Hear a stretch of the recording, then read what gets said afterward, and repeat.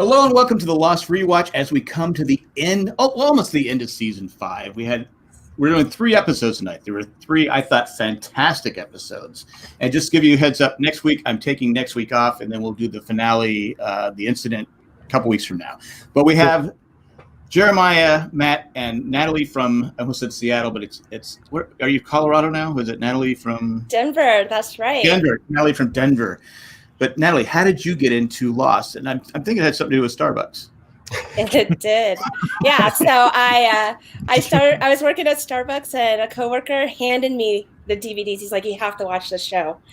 And so I started watching it and I'm like, this is amazing. And it was right around that time that podcasting started becoming super popular. And the first podcast I ever found that I listened to on a regular basis was Jay and Jack. And never heard of it. Never heard of it. Yeah. And I was just like, wow, these guys just sit around talking about Lost. This is amazing. And then I discovered Ryan and Jen from their podcast and the Dharmalars, and then Make Your Own Kind of Music. And I was just like, I'm watching and I'm listening to these podcasts for more hours in a week than the show is on, but I just loved it.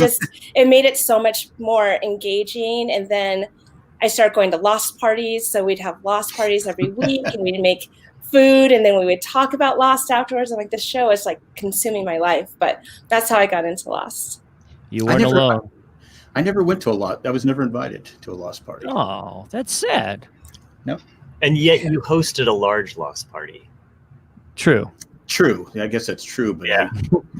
Truth be told, I didn't really get to enjoy it. I finally got a drink. You have to go here. I go.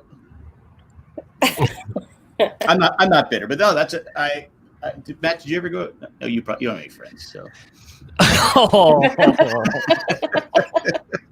I mean, there was a guy that I worked with, and he spoiled, and we'd talk, but he spoiled me on the casket, the coffin, who was in the coffin, and you unfriended him.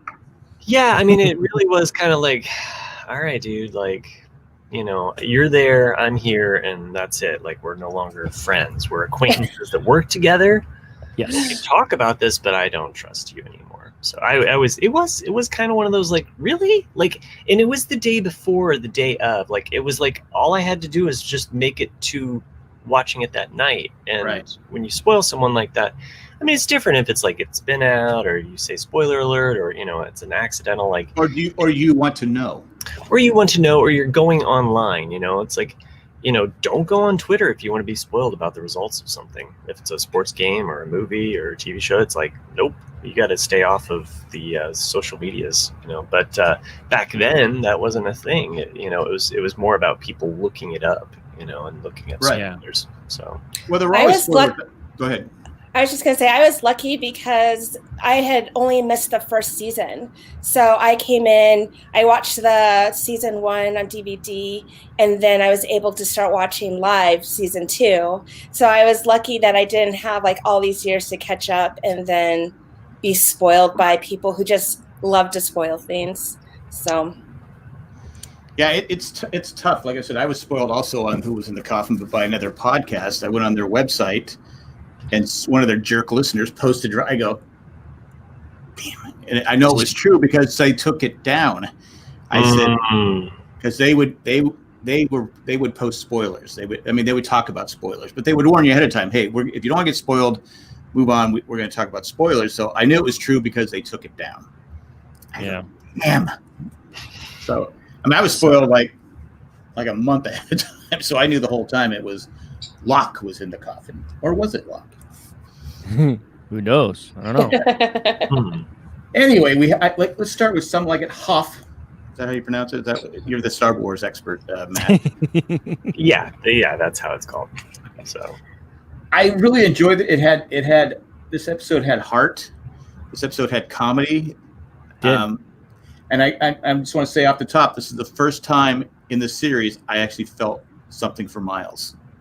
Yeah, for sure. At what point did you feel something for Miles? When he sees his dad reading him a story. Mm-hmm. Isn't it in this one? Yeah. Mhm. Well, so not little boy Miles when he discovers the body? Like, you didn't like He's gonna make. I know he's gonna be making coin later on, so it's like, okay. he won't stop talking, Mom. He won't stop talking. That was I loved that opening because it was like, and this was just the case with Lost. It's like when you got someone's backstory or it opened on a flashback like that, you're like, ooh, we're getting this person, and you're just excited to like, this is their episode. So I was like, I forgot about Miles. It's funny because like whenever I do a Lost rewatch, I watch like probably the first 3 seasons and then I stop watching because I'm like, I'm not going to watch all of this. So when I was watching this episode, I'm like, oh my gosh, Miles. And I remember how much of a jerk he was. But by the end of this episode, I'm like, oh, I really like this guy. Like he really grew on me because of this episode for sure. Yeah, this is definitely the heartwarming episode for his character, absolutely. And I was thinking when you're right, we start off by getting to see him as a child, and you have that very emotional moment where he's somehow gets into this room of this apartment room of this dead person, and it's like, God, that's got to be so traumatic. And the fact that he's learning that he's got this ability to be able to hear them when they're dead, and but then of course I start thinking about what it's like to be a kid. I thought, wow, that kid must got picked on a lot because his whole life had to be known as that strange kid, right, for the rest of his life. I'm sure because it had to affect him, right? I mean, think so. I don't know about you guys, but I never hung out with any kids who could be able to talk to dead people. No. Did you guys? No. Okay, I didn't think so. I was just wondering why this kid was just wandering off and walking into someone's apartment, like. Where's the child rearing? Like, why did you think that's okay? A little bit of bad parenting here. A little bit of bad parenting. It was the 80s. She's on her own. She's a single mom, like cut her some slack. Plus, he heard the dead guy. The dead guy told him where to find the key, right? Yeah, exactly right. So, yeah, I mean, I also imagine Miles like at some point, being picked on, Oh yeah. School, and then him going to like, oh yeah, well your grandmother, like and pulling out like traumatic things to like throw at kids. You know what I mean? Your grandmother never liked you. Yeah, I was just gonna say your grandmother never liked you. Yeah, and like calling them nicknames that only the grandparent would know, or he's just like really twisting in the psychological knife. I could see him using that as a weapon. Well, you could tell like he was really struggling because of his relationship with his mom was so strained. Even at the end of her life, he's like asking her questions, and she's just like, "Your dad is somewhere where you're never gonna find him," and she's like she was like almost so unsympathetic towards him. I felt like, and I just like, man, no wonder he turned out to be this person who's just looking for coin all the time. But was his mom wrong because she should have told him the truth that the dad was doing to save him and his mom? Yeah, I don't understand why she didn't say that. Well, unless she felt like he was supposed to come off the island and he never made it, and so then she felt abandoned. Like that's the only thing I could think of. Well, I know later in the series, you get to see the moment where he is basically trying to get everyone off the island because he realizes, okay, maybe these guys are right. They're from the future. There's going to be an incident here. And you get to see that moment there with Miles where he sees his dad basically forcing her, like, you get off of here. Take my son, get the hell out of here. And it was done in such a way, I think, that she took the whole situation very negative, and she didn't realize that he really was trying to protect them. And I think it affected her forever. But, I mean, I do know what you guys are saying. You think at that point she would have realized something else was going on there. It could have at least told poor Miles something. Yeah, but didn't she have a clue when everybody, all the other women and children were getting on the sub? You would think so. It wasn't just him trying to get River, that maybe he'd found someone else. Yeah, that's true. I think she's trying to. If you think about it, though, she doesn't want to leave him. You know what I mean? So she's having that reaction because she's like, I don't want to leave you. So it's part of that too. maybe even their backstory is that as a couple, you know, he had this opportunity to go to the island. She didn't want to go, you know, he takes her there, Sure. you know, and then she's trying to put up with it, and then of course all of this goes down, and she's just like, so I don't know. I mean, I do, as Jack mentioned, like the heart, like the fact that we see, you know, that come in play, and just to get to the Star Wars allegory or analogy that Hurley pulls out, I have to say, because this was the quandary for me. I'm watching this and I'm like, wait a second, Hurley, like what you've just said, what you've just stated that happens in Star Wars is not what happens in Star Wars. So Hurley mentions in Empire Strikes Back, because he's trying to make the analogy for Miles. He says, Yes. well, if Luke would have just talked to his dad, he wouldn't have like gotten in a fight and got his hand cut off. But that's not Right. the case. No, that's not the case. No. Vader cuts off his hand and then tells him, "Oh yeah, by the way, I'm your dad. So good luck with that." Well, hold on. Maybe the rewrite. Maybe his Right. This is good. Yeah. No, go for it, Jeremiah. This No, is just say so. Maybe this is Hurley's rewrite. It's going to be that way. Is that I don't know exactly how that plot twist is going to be different, but it sounds like it's almost like you're right, because he did not describe what we saw in the current version we know of Empire. That was not how it went, like you said, at all. So I'm thinking that's the only thing I can think of, is maybe he's like just now he's getting mixed up with his own rewriting of the story, because you're right, it certainly is not the case on what happened with Luke and his father. So, but yeah, it was. I thought the same thing you did, man. Don't feel bad. I was thinking, when I heard him, every time I hear him say that, explain that to me, I'm like, I don't know. Were we watching the same movie, bro? Yeah, and we know the Lost writers are fans of Star Wars. So how and why would they get that wrong? I mean, I love all of the Star Wars references in this. I mean, he's, you know, early on, he's like, how do you spell bounty hunter? But there's so only many two words there. You got hunter, so you're clearly messing up on bounty. Yeah, we would hope. Right. That's what I hope too. Yes. There's a silent C. Maybe Hurley was going with that. You know, not everybody's a Star Wars geek. Maybe Miles. Did Miles say he's seen Star Wars? I don't recall him saying I've seen it. Yeah, a good point. Yeah. So if you're going to make it he's never seen Star Wars. I can say whatever I want to make my case. Okay. But right here in your background, Jack. Right here in the background that you've put together, he does mention that, you know, then you get Ewoks, and Ewoks suck. So he's at least telling, you know, Miles like about Ewoks, and he's assuming he knows. Yeah, that's a good point. Right. So, well, what a big spoiler! Yeah, spoiler alert, everyone. Way to go, Matt. I can't watch it. No, but what I'm saying is that I know people that haven't seen Star Wars. Natalie, you've seen Star Wars, right? Yes. Okay. So yes, I have. So we've all seen it. We all like it. We all enjoy it. I'm assuming we all enjoy it. But there's people I know that haven't seen it. Right. So if you know someone hasn't seen a movie, you can tell them whatever you want. That's a good point. Yeah, Rudy, you never saw Rudy, right? So at the end, like, Rudy's been on the bench this whole time, but the quarterback like gets hit and sacked, and Rudy's got to be put in for the game-winning touchdown throw, and that's how Rudy ends. Yeah, you go. That's not how it is. But you could say that to anyone. You can say that. And his father. I've never seen it. You've never seen Rudy? No, I hate Notre Dame. Oh, well. You don't have to like Notre Dame. Like the movie. I don't like Notre Dame, but that is one of those movies. I'm not I draw the line. That movie, though, that movie touches me every time I watch it. So yeah, I hate the Dodgers, but I've watched every Dodger movie I think that's been made. Fair enough. I'm sorry to all of those Catholic Indiana fans out there.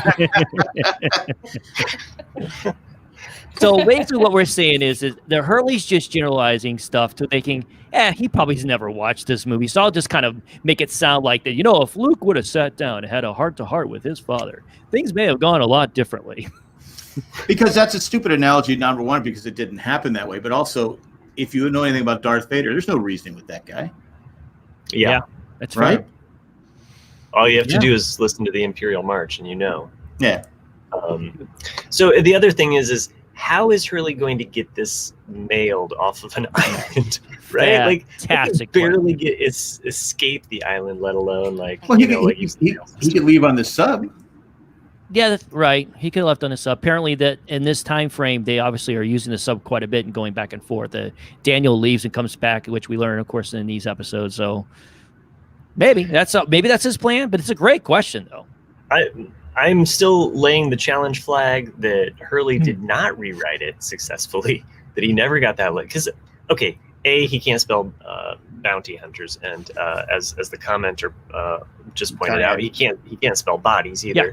There's no way that he's going to find George Lucas's address. If he does, Lucas is going to take one look at this and be like, whatever. Like, that's not how you spell Tauntaun. This is all a really good point. This is a really good point. That is all I have Hurley to say to death, but he doesn't even realize the Korean War was actually a thing. So, you know. Yeah. Oh my gosh, that was hysterical. And who the president is. The president was in 77. When were you born? 1931? You're 46. Yes. I loved it. Loved it. It was so funny. It shows two things in that moment.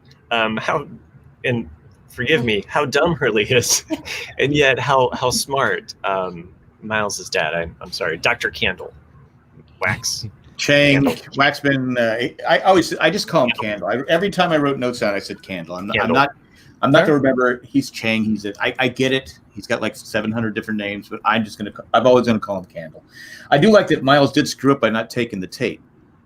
Oh yeah, of course. So you gave him one job. It's a plot in every show, but it's like, you grabbed it out, just pick it up. No, one job, bro. One job. You know, it's not that hard. This episode, I really started feeling sorry for Juliet.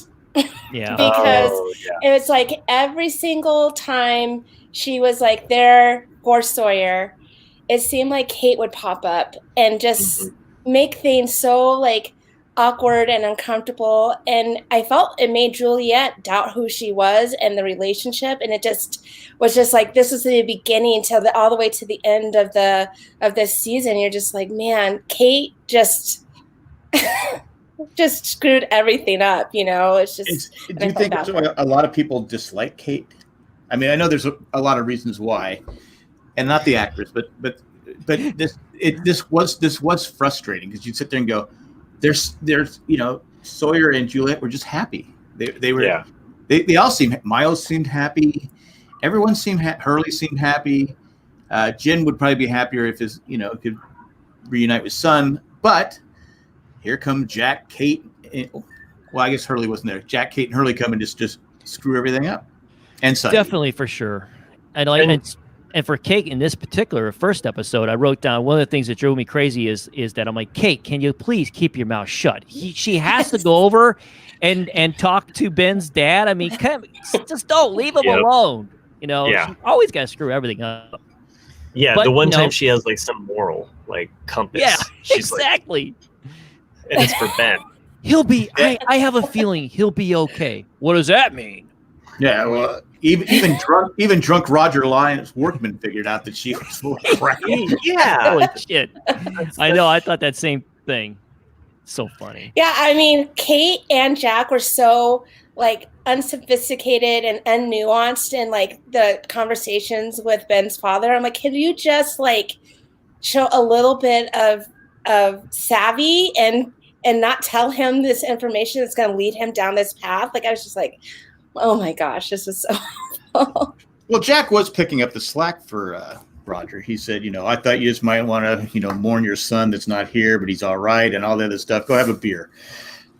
Yeah, but when he starts saying, Kate's a good friend of mine, I'm like, oh man, Jack, you were doing so good until you said that. I know. He's not good at this lying stuff neither, apparently. And I can't remember if it's this one. No, maybe it's the next one. But then there is also Jack with Juliet as Sawyer comes home. So like also that quadrangle, rift, you see that form as well. But I do think Natalie makes a great point though about, this is just starts the downward slide, and you can almost feel that kind of anguish building between, what Sawyer and Juliet had, just slipping away like sand. You're just like every moment, leading up to the last one we'll cover tonight. But it's like all of those moments between them, it's just like, it's definitely a slippery slope. And once you start down it, it's just picks up momentum and you can't stop it. Well, again, you feel bad. You feel bad for him. Because you remember that one part. I mean, you said spoilers are okay, right? So when they end up on the beach and they see Rose and Bernard, and Rose and Bernard is like, it's just about love and just loving each other. And then Sawyer looks at Kate and Juliet looks at Sawyer. And it was just one of those other things where you're just like, if Kate wasn't here, and even if the situation was the same, but Kate wasn't here, Juliet would have so much more confidence. They would have gotten on that submarine and left. You know what I mean? Right. But it was just this twisting that Juliet was doing because of Kate. It was just really sad. And it started here, I feel like. Well, we forgot to mention Horace comes in and talks to Miles, tells me, can you be in the inner circle? Can you be in the circle of trust? That's what it is. Circle of trust. Circle of trust. Sure, Horace, I can do that. Yeah, but I can't remember the tape. But he has to go to 334. He goes, isn't that hostile territory? Yeah, but go there. And then, of course, Rosinski, he's just a hothead, isn't he? He's just, oh my God, the worst. Yeah. He is hands down the worst. Like, I couldn't wait for that guy to die. I couldn't wait for him to die. Him and Phil. I can't stand Phil as well. That little weasel. Oh my God. I hate Phil. I hate Phil more than Rosinski because he hit Juliet. Yeah, that's true. No, that was a low blow, man. I wanted to beat the living tar out of that guy when he did that. Even Horace said, "Okay, that's not who we are." Yeah. Oh my God. Well, don't worry. Phil will go on to appear in Mad Men, where you can love him and hate him even more. Yeah, for sure. Well, I remember that actor had a string of like just appearing and being like the total douchiest, worst person to root for. Dude, when I saw that first time I saw him in Mad Men, I'm like, oh God, not this guy again. I can't stand him. Of course he's going to be a character I'm not going to like in this. Yeah. Oh, he was in something. I actually liked him. I can't remember what it was. Oh, really? Yeah. But like your point, he never plays hardly ever a character you like. It's very rare.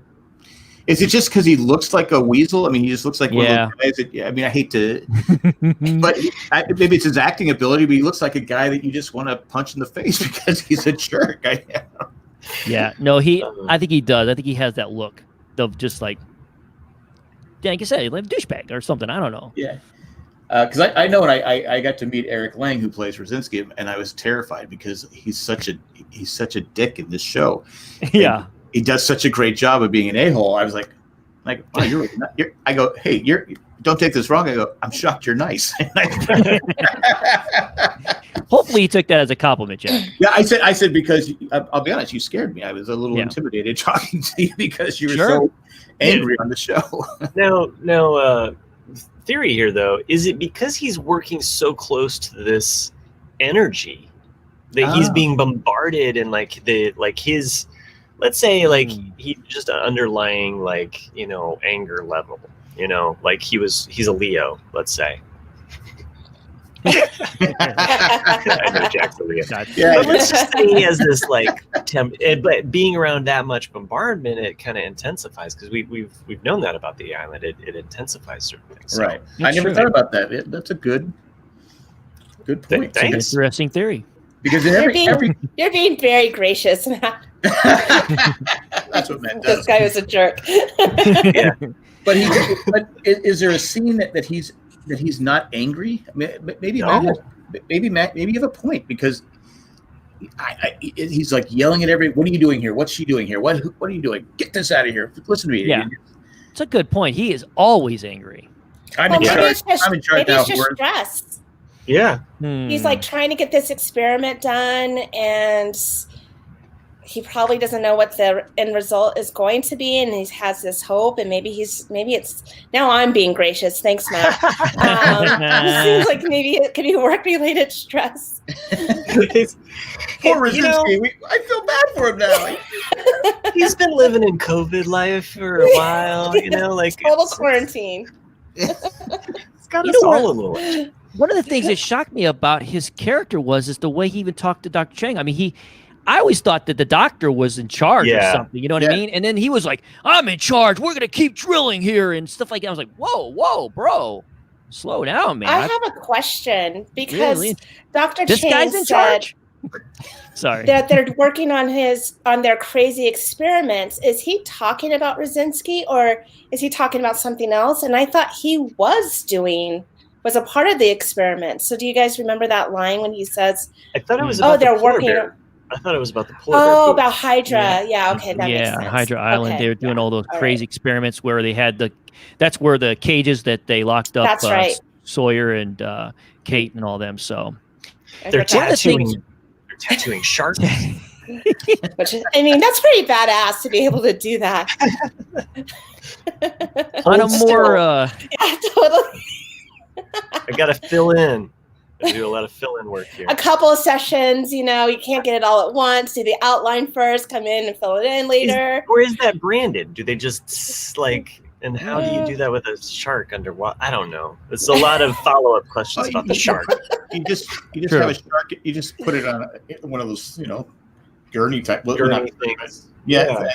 And it's take it out of the water where it has no control, brand it, and drop it right back in the water. Yeah. There you have it. Hope that it doesn't flip over and bite you. Yeah.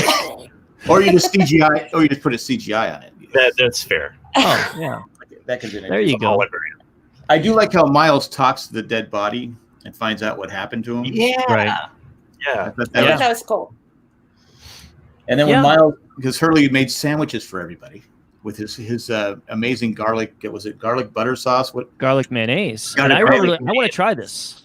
Which is basically aioli. That's what aioli That's is. true. That's a good point. Well, that's a spoiler I didn't need. No, that's great. I'm not a culinary expert, so I wonder when did that become a big thing? Because you see it a lot more now. But maybe did Hurley invent this? He could have. That's his one contribution. He didn't get Empire, but he did get this. Didn't get that script over to Lucas, but he was able to get. He brought that the going in sandwiches. People got off the island. They were like, "Man, that sandwich was so good." Yeah. What did that guy do? It was so different. Is that garlic mayonnaise? What was that? It's like Reese's peanut butter cup, chocolate peanut butter. Oh, what a fantastic idea! But the Hurley and him are driving along and they're having the conversation, and Hurley looks at him, dude, did you just did you fart? Yeah. He goes, no. He goes, well, I didn't do it. It stinks back here. Maybe it's my sandwiches. He goes, no, not my sandwiches. He was really worried about that, wasn't he? He was, and he didn't want anyone to get sick. Yeah. No. Good for him. He pulls over and he sees the dead body. Yeah. Yeah. That's when and he now realized. he's in the circle of trust. Nope. Yeah. Right. He's like, don't worry, dude. I won't say anything. And the first thing he does is when he sees Dr. Chang, he's like, dude, I will talk about the dead body. And I'm like, dude, Hurley. They're supposed to be keeping a secret. You guys have to admit, only Hurley is going to be able to get by with that, because I feel like anybody else, they probably would have taken him away and locked him up or something because they know. But Hurley just has that personality where you kind of just go, okay, yeah, I think I could trust this guy. Yeah, we're all right. Yeah. I think only Hurley pulls it off. We all know Hurley. He's a guy, you don't tell anything that you don't want out. Right. But if you want someone to know something, but you don't want to go directly, you want to be passive aggressive, you tell that person, because he'll go tell it. Did I say that? Oh, well, I don't remember saying that, but now that you bring it up. He is actually the worst person to tell a secret. As we've learned countless of times during this series, don't tell Hurley because everyone's going to know. That's also the glue, because that was the most frustrating thing sometimes when you're watching Lost, when you're just like, why don't you just tell each other this? That Hurley would be that person that would be the conduit. That finally it's like people know stuff. But for sure. Yeah, I also like that Hurley and Miles, I think Jack's coming to this point, or I don't know, we're just talking all sorts of things. But I like the fact that they share their secret powers. Like they're like, hey, you can talk to dead people. Like, what are the odds? Yeah. I play checkers with mine. Yeah. Love that part. I feel like there's a missed opportunity to have these two go off and do Ghostbusters together. Like, if you could talk to dead people, like, you could really. Yeah. Well, I said on another rewatch, I said he could have done so much good. Miles, he could have charged whatever he wants from like the FBI, and he could have solved murders because they go, okay, who killed you? Okay, it's that person over there. You could pay him millions and millions because you'd save all that money investigating. You know how it takes sometimes years to find somebody. Wouldn't that be a good idea? Wouldn't that be a good thing for Miles to do? Absolutely. I think you're right. He's selling, so he's like doing these like small little gig side jobs for people, like to tell them what their kids said or something. It's like, man, you could be making way more money with that kind of skill. It's a good point. Miles goes and talks with Hank, and I don't know if that was his. I think his name was Russ, but I wrote down Hank. Yeah. Oh, totally. He's Breaking Bad. He's forever Hank. But it was Russ, wasn't it? I believe it was Russ. Yeah. Let's see. He's a Kansas City Chiefs fan too. That's funny. But he just wanted to know if his son. He wanted to tell his son he loved him, or was it something like that? That his son knew that he loved him. Right. Yeah. Well, it's gonna cost you extra. It always costs people extra to deal with Miles. Well, I think it was because he didn't have the body. Right. So yeah, he didn't have a body, right? And apparently that is kryptonite for Miles' skills, because if there's no body, I guess he's not able to communicate with them, is what I pretty much gathered from that scene. So, which kind of makes sense, you know what I mean? Like, it seems like it'd be kind of hard to have that ability and not have a body, so it feels like that makes sense to me. But then Hurley's power is like even beyond, because he can talk. That's right. Well, with Hurley, the people come to him. Oh, yes. Okay. Yes. Echo, Charlie. So he's more like a magnet. You know, like a dead person. Well, he has that great, again, we go back to the mayonnaise. Well, what I also love about that flashback for Miles is that he gives the money back to Russ or Hank or whatever. And he's basically says, if you don't know if your son knew that you loved him, then you basically were a bad dad. It's just, I think he, in a way, he was just thinking probably about his own dad and not knowing if his own dad loved him or but the other thing, I mean, this is a little tangent, but in that scene where Miles saw his dad reading to him, his dad seemed so loving and just like so endearing to Miles that I thought, this is a man who loved his son, and Miles spent his whole life thinking that his dad abandoned him. Yeah. It just kind of paints his mom even more of a villain in a way. Right. It does, because she set his dad up to fail, and the dad was actually being a hero. Yeah. Yeah. For sure. I wrote down in my notes for this episode is forgiveness. I think that theme of forgiveness, because Hurley is basically trying to let Miles know, say, hey man, maybe you should give your dad a chance here, because get to know him. Maybe you'll have a different perspective on him. And like you said, Natalie, I think he starts to feel that when he sees that moment that his father's having with him as a baby.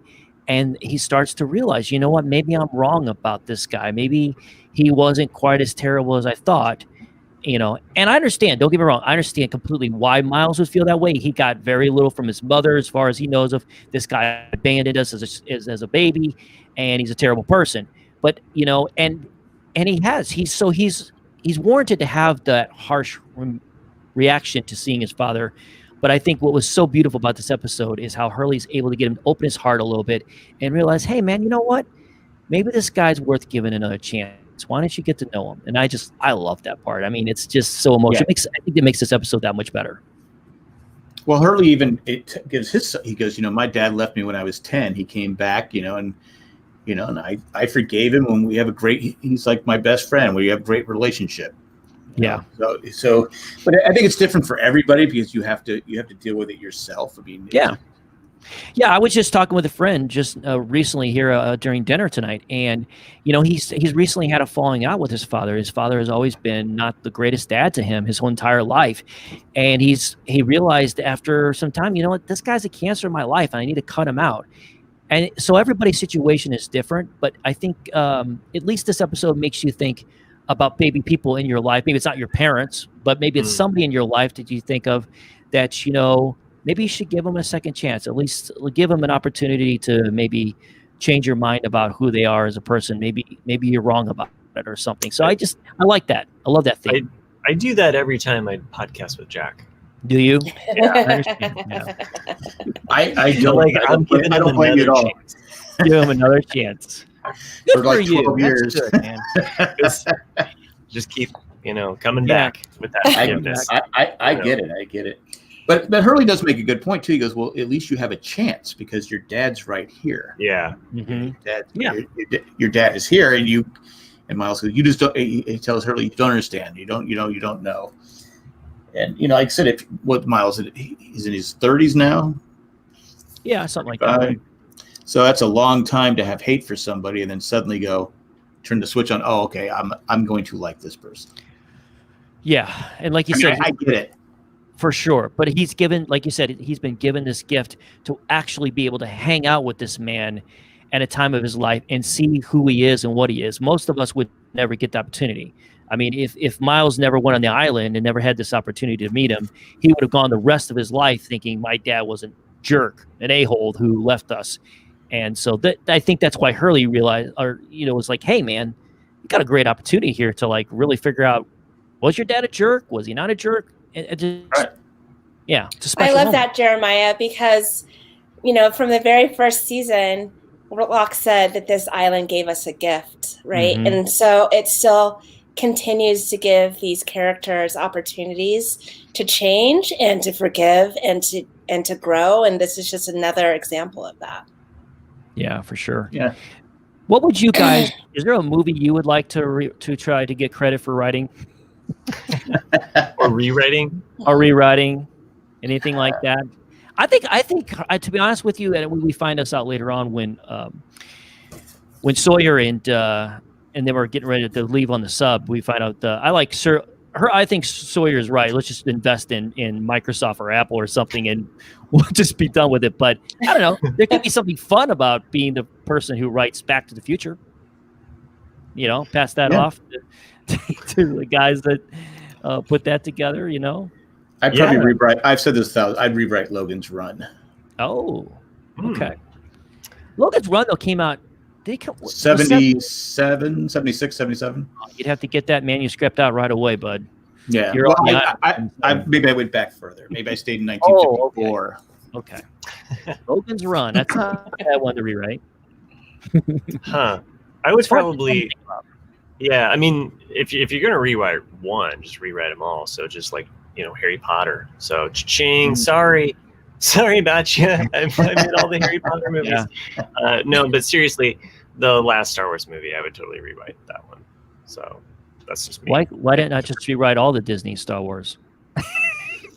Some of them I'm okay with. That's true. I would tolerate some of them, but definitely the last one has a many holes that I would fix. Yeah. So absolutely. if we're getting into rewrites in Star Wars, so other than that, I would totally go for the cash cow, like you said. Go for Back to the Future. 6 of them. and I have ideas for Back to the Future Part 4, which they'll never make, but.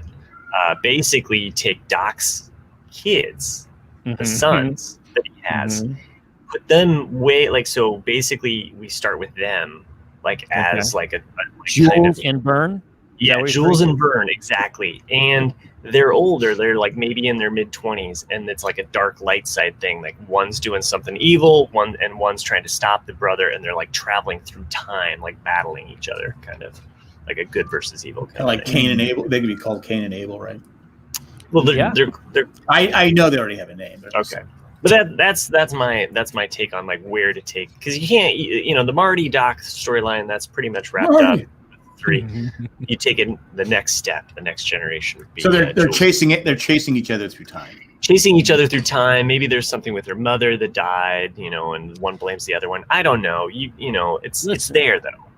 The only issue I have with this is that the There's little only one? bit we get from those two goofy-looking kids in that very final scene in Back to the Future 3, I don't have a lot of faith in them. I really don't. I'm sorry.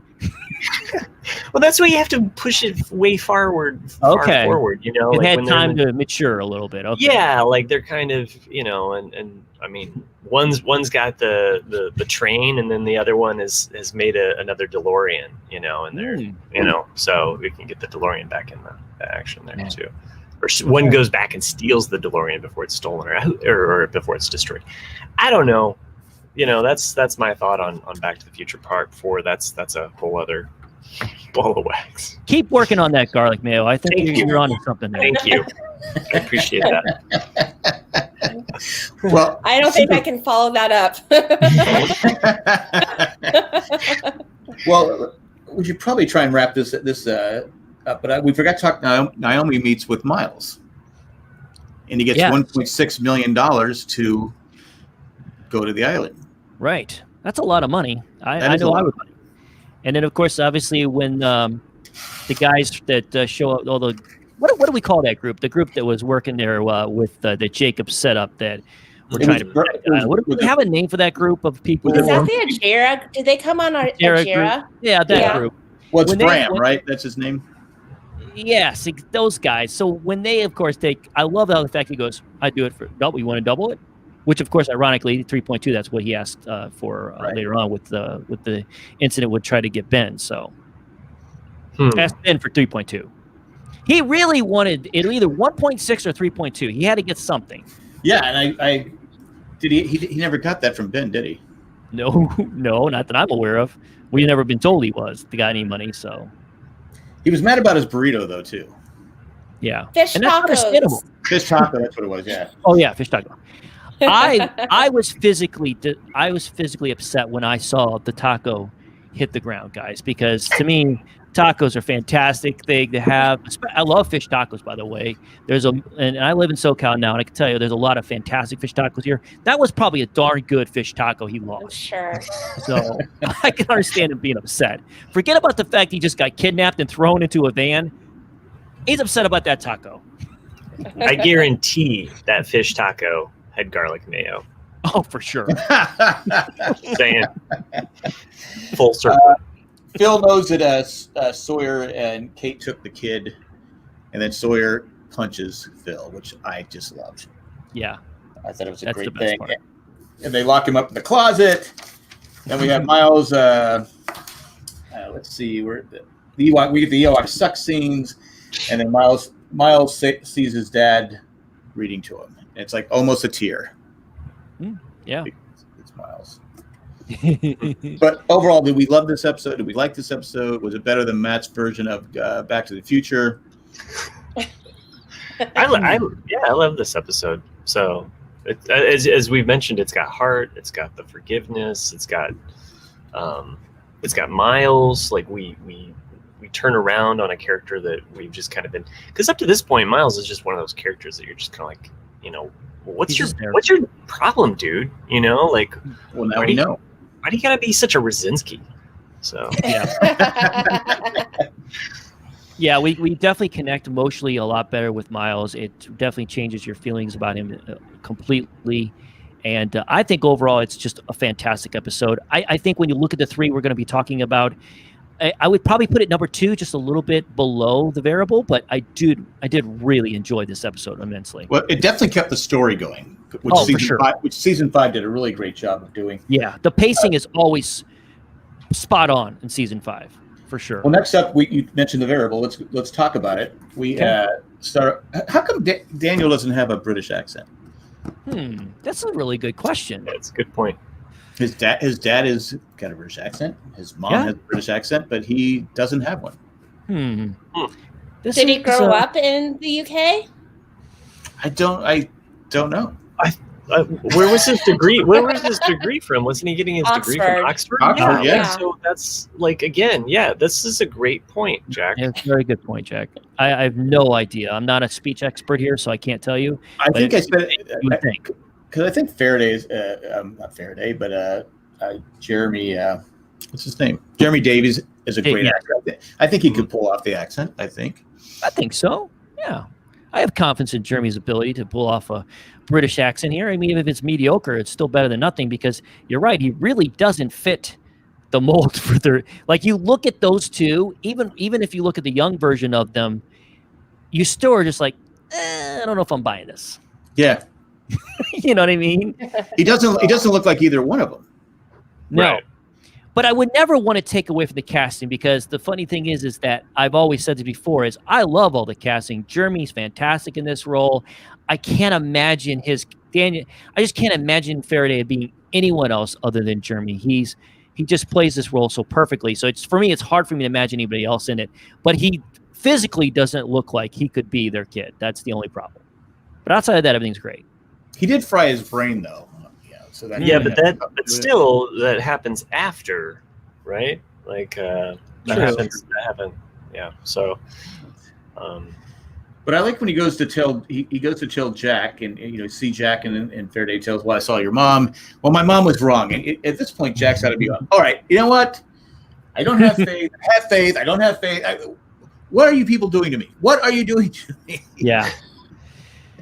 Very good point. It really does mess up Jack, because it does put Jack. This episode is the episode that puts Jack on this new look of Jack, which is the faith one. Like, I have faith. Yeah. This is why I'm here. This is what I'm supposed to be doing. So he becomes John Locke for a moment here, and goes on, thanks to Daniel, goes out on this crazy idea that we must, detonate this hydrogen bomb. And I'm like going, really feel like we need to sit down and talk about this. Do you think Jack wants to go ahead, Natalie? Go. I was just going to say, like, as smart as Faraday is, did he not consider that detonating the bomb was the incident? Because the whole point of being the variable, he says that they are the variables, that they can change the future because they can do whatever and change the course. But then in the end, exactly what happened. And so maybe you can't change it. And he was completely wrong and didn't consider that. Yeah, I love that you said that now, because I had on my notes too. I thought to myself, wait a minute.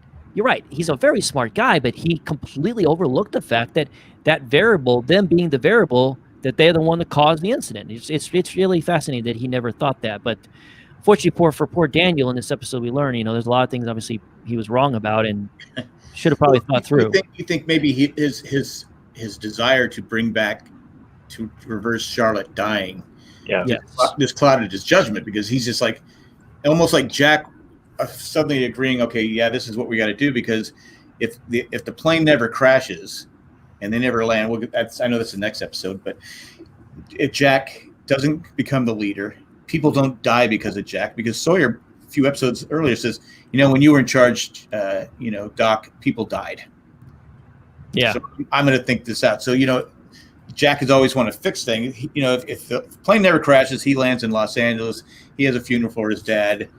He gets his practice going on, and, he's probably not a drug addict and losing all this different stuff because of the stress and having to lie and all that other stuff that he had to do would have never happened. Right. So maybe that's what Jack says. I don't, either I die or things go, I have a better life. So let's talk this through. If let's say, like, detonating the hydrogen bomb, creating an incident, let's say like it did work the way they thought it was going to work, and the A-15, of course, like you said, lands in Los Angeles. But does that really protect Charlotte from dying? And the only reason why I say that is because Charles is never going to stop trying to get on the island and do what he wants to do. And as long as Charles still tries to involve Charlotte may still go back to the island. Now, she may not die the way she did, but I don't know. I guess it does protect her from dying the way she did. I suppose that's true. I just have to say this one little thing. That conversation that Daniel has with little girl Charlotte was just creepy. Yes. I said, what strange middle-aged man comes up to a girl that's like, I like chocolate or something? And it's just like, wait, you want some candy? This wouldn't fly. I mean, Yeah. I know it's 1977, but That maybe was so creepy. maybe it was creepy because Daniel, he doesn't have that. He's trying to be compassionate. But he's trying to tell her in a scientific way. Maybe he's just. I think he always comes across as a bit of the mad scientist, Right. Yes. And that's something that I just love about Daniel Faraday's character. I mean, his character. I mean, I really do love all of the characters that we got with Miles and Faraday and Charlotte. I love that team that we got infused. But and just as you mentioned, Jeremiah, like they got the perfect actor to play it. So whatever, so what his accent doesn't work.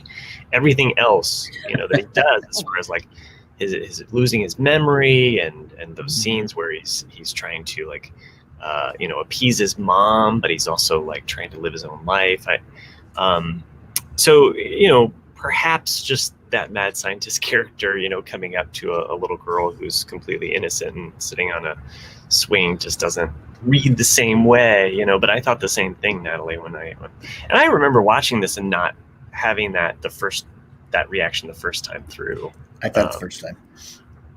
What's that? I thought the first time I go, this just doesn't come across as I think they were trying to make it, I don't know what they were trying to do, but it comes across like Natalie said. It was creepy.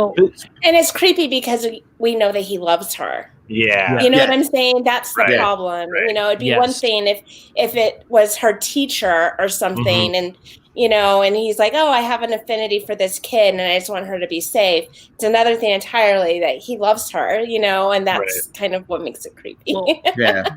We all know that an adult male should never approach a strange child at a playground and try to talk to them at all, because that's always going to look creepy. Even if you are the sweetest looking man or person in the world, you're still going to come across very, very creepy. Hey, as a parent who's taken my children to many parks and playgrounds as they were toddlers, it doesn't matter if you look like a nice, genteel, sweet old man.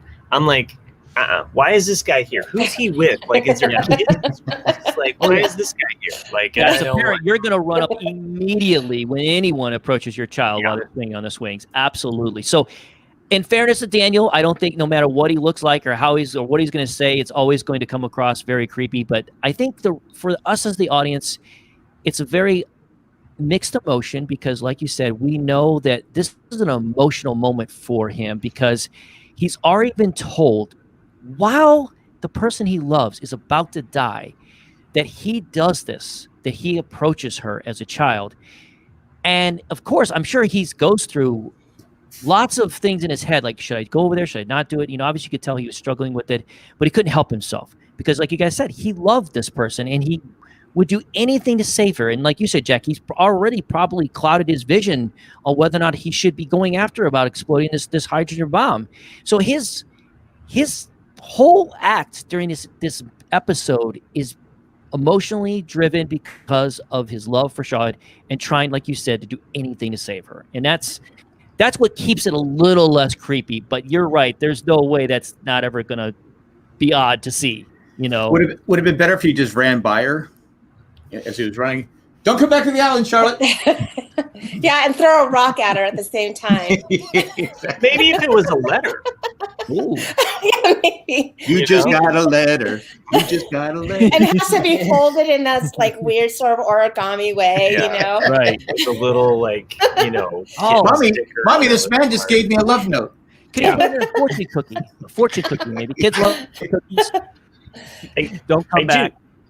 I do love the dynamics between and seeing Faraday and his mom Eloise. I've always enjoyed that, and really the Twilight Zone ending twist of this. I mean, at the end of this episode, when you get to that moment, and mind you, it's been a while since I'd seen this episode, so I'm watching it and I'm like, oh man, I love Faraday. He's such a cool guy. Like, I like these episodes.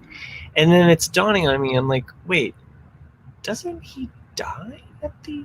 Wait, oh no, it's this episode. He's gonna die. Right. And when you see him come into the camp, you're just like, no, you just can't go around wielding a gun like that. And then he gets shot.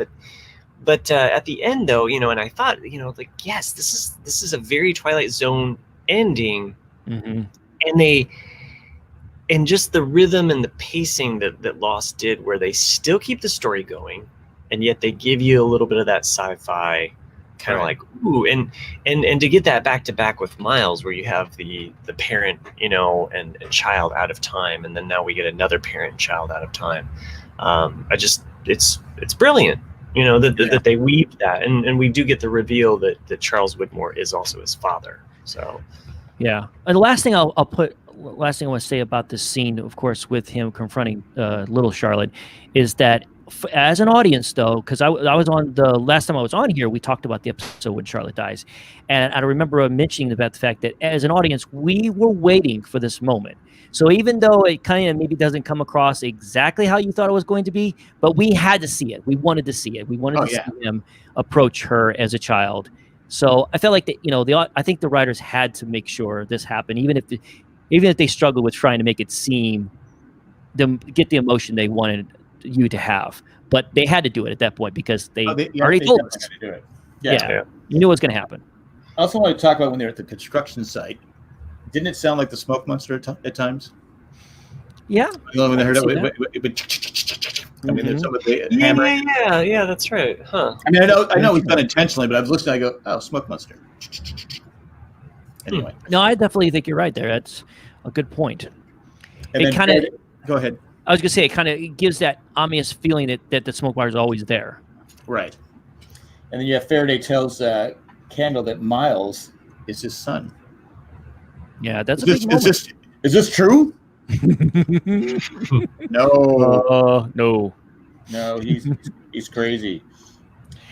You think, though, for Dr. Candle there, that he would actually, it would dawn on him at some point, like, wait a second, like, he's right. Like, what are the odds that two Asian American men would be, Miles. Miles, on this island together, and this island obviously has all of these weird properties. Like, this is a possibility. Like, I mean, it's got to be going through his head. Sure. No, that's a really great point. You would think so, but I start to lose faith here in this doctor because throughout the whole series you're watching, you think this must have been a really important man. He was really smart, must have known a lot of things. By the time we get through season 5, you're going, maybe he's not that bright. He's not even apparently in charge. Yeah. I thought he was in charge, like I said earlier. I mean, so I don't know what to think about him. I mean, maybe he goes around yelling at everybody. He's almost like a Miles or a Rosinski. Right? Yeah. He's all until the end where he kind of goes, I think once he finds out that Miles is really his son, he's like a Grinch. He grew a heart, He did. He does become a completely different person. You're right. Once he finds out that what they're saying is true. Right. After his testing of Hurley's knowledge about history. Do you think, is there someone above Rosinski and Dr. Candlewax? Sure. And who was that? Horace? Richard Alpert. Well, yeah, but I mean, like even above Horace, I feel like I just always felt like there was another level that we were seeing. Yeah, the DeGroots. And they were in Ann Arbor, right? Yeah, So in a sense, like they were landlords bosses that weren't there. So it kind of leads for Rosinski to kind of have kind of a power trip, Yeah. And we never got Alvar Hanzo. Like that name was dropped. True. I loved that Hanzo Foundation stuff. That stuff was amazing. The ARGs were so much fun. Yes. Yeah, I loved all of that stuff. I mean, it actually kept, I think, Lost fans like just that little something to do over the summer while you're waiting for like the next season to drop. You know, 9 months later. And Wow, the first game was so much better than the ones that came after because it was so involved, and and I understand why they couldn't keep doing that, because if you weren't, you're getting information from those games, and then if you weren't playing those games, you may feel like, hey, am I missing out on this information? But I thought it was brilliant and really kept me engaged for sure. Sure. I do like that Eloise is not a fan of Teresa. Yes. She was so mean to her. Now, Teresa, wasn't Teresa the one that Boone, that Teresa falls down the stairs? The same name. Oh, yeah. Yeah. And doesn't this Teresa end up getting her brain fried because of experiment? Yeah. And he even says like, oh, it worked fine on me, or like he mentions that he never meant that to happen to her. So clearly, like, I think he tested on himself first, it worked, and then tested on her. That's what I assumed from that's what I assumed. throwaway line. But is Eloise just so, because she knows, she knows she killed her son, right? Yeah. At this point. True. And not only did she kill her son, she's going to send him back to be killed. Yeah. Right? Like it's like a double situation that she's in. Well, because she tells Desmond, when Desmond first meets her, that if he's the guy in the red shoes, he's going to die anyway. There's nothing like when Charlie was going to die anyway. So Faraday was going to die anyway. There was no changing what had happened. True. Do you guys ever ponder, like, what would happen if Eloise was just unable to make sure her son goes back to him? Because, obviously, as a parent, I don't think I would care what would happen to the world. I don't know if I could do that, obviously. I just, there's no way. No, there's no way I would send unless I knew 100% sure the world was going to end, you know what I mean? But I don't know if the world would have ended if Daniel doesn't go on the island. So for me, I would do everything I could to keep him from going there. So Daniel's his entire actions on his run on the show is critical to a lot of things, the big things that happen, obviously. So it'd be fascinating to wonder, like, what would have been like if Daniel never went to the island. So it's fascinating to think about that. And of course, what else did he learn while he did his research for those 3 years while he was off the island? I always wondered that too. I know we've seen screenshots of his book and all these, there's been a lot of speculations, but we still don't know for sure what all he had learned. Well, part of what, go ahead, Matt. I was just going to say, hypothetically, like, let's say Eloise is, has baby Faraday, she has baby Faraday, or maybe it's toddler Faraday, and she's trying to, like, I don't know, let's say mold him or push him in a certain way, and she's finding out, like, time or life has a way of course correcting, and she realizes fairly early on, like, she can't do anything to stop this. Because I agree with you, as a parent, you do everything in your power, but then at some point, maybe you just realize, like, I can't stop this. I can't stop time from taking him away from me. So I should just or was she trying to get him to concentrate on maybe he could come up with a way to maybe that was why she pushed him so hard. Stay focused, because she needed to make to don't change think about Charlie. Don't think about Charlie. Don't think about Teresa. Don't have a relationship with Teresa. Exactly. Yeah. Like you're not going to play the piano. This is what you're going to do. This is your purpose in life, is to. And you guys, that's a really good point that I haven't spent much time thinking about, the fact that you look at all her actions that she does as Daniel's growing up, and that you're right. Maybe she is always hopeful that he would find a way to keep what happened. And we all know that that's the big theme of the show, is always going to be whatever happens, happens. So no matter what she was going to do, Eloise was going to be shooting her son. But I think maybe you guys are right. She was always hopeful that he would find a way to keep that from happening. And unfortunately, it's bad enough you lost your son, but you're the one that killed him. Oh my God! Could you imagine? I mean, I know we were kind of glossing over the most emotional, impactful part of this episode, which is the very end. But could you imagine? I mean, my gosh, I as a father, I can't even imagine what it'd be like to find out you just shot your kid. And the whole thing is the fact that you can't go back in time to change that from happening, because it happens in your lifespan earlier on. I mean, she's pregnant with him at that moment. Yeah. So as we find out, I think in the next episode, I believe. Yeah, the next episode we found out that she's already pregnant, so it's already done. Yeah, did Daniel have to go back to the island because he couldn't remember? Remember, he would have a conversation with more. I'm your dad, but you won't remember this. Right. He tells, and Eloise says, you need to go back to the island. It will help you. Well, if that help means that, I mean, if you think about Abraham and Isaac, Abraham from the Bible, right? Sacrificing his son because of his belief, then while I'm not a parent, but I can't imagine making that decision. But if your faith is so strong that you feel like that's what you have to do, I think some people do those sort of like crazy things of sacrifice. So I think they do, yeah. Yeah. So I think that she felt like she had to.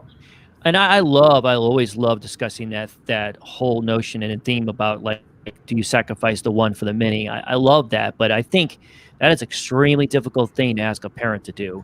And I mean, I guess Daniel's actions, I suppose it does save people, right? I mean, doesn't it? I mean, he gets as many people off the island and all that, but then again, he's also the one that pushes the atomic bomb and being detonated, which we all agree is what the incident wind up being, is them detonating the bomb. I mean, so I don't know. It's hard to say. The whole episode underlines one underlying rule or principle that the writers at some point hashed out, and I'm sure there were many arguments about this in the writers' room, but that idea of whatever happened. Like they set that rule up, and they were basically like, this has to remain true. If we break this, we break the whole construct. We're jumping the shark. Yeah, exactly. Like it all unravels, and you can't, once you pull off that thread, or once you pull that thread and change it all, then it all unravels, because it's just like, well, what's the point of the plane crash to begin with?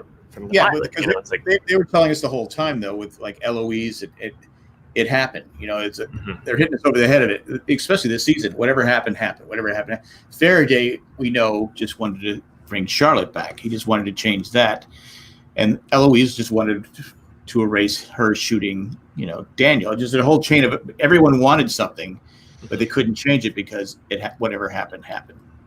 Yeah, but I guess it's possible that Daniel thought that the drilling into the electromagnetic whatever it was what causes the incident, and then he feels like the bomb is the thing that can prevent from that drilling to happen, that would be why he would think that he could change the timeline, right? So yeah.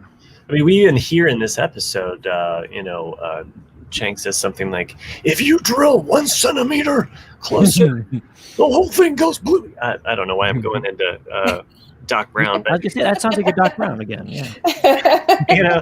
Is that in your Back to Future 5? Yeah, pretty much. Back to Future 5. Doc Brown comes back. So we got to have Doc Brown at some point during your episode 5 for sure. You got to. I like how we've already gone from Back to the Future 4 to 5 now. So. Oh, that's true. Yeah, you're right. How did we get on 5? I don't know. Whole new as long as Biff is there, that I'd be down for it. We have to have Biff. Yeah, you're right. Every single one. Now, well, he needs a job. He needs a job. So that's true. Yeah. Maybe definitely if it's involving manure, that would be great. Yeah. Now, guys, you guys are making a lot of great points for Eloise, but I can still hate her, right? Oh yeah. Sure. Okay. All right, because Yes, I know we're really trying to sell on some ideas here that she was hopeful that Daniel maybe could change things, and then Daniel would not be killed by her. But I just still want to hate her. When she shoots Daniel, she doesn't know who he is. No, of course not. Know who she is. Don't get me wrong. Young Eloise, I don't hate, because this poor woman had no idea she was getting ready to shoot her son. I'm talking about old Eloise, I hate her. She could have shot him in the leg or something. She shot him in the back. Only a rat shoots someone in the back.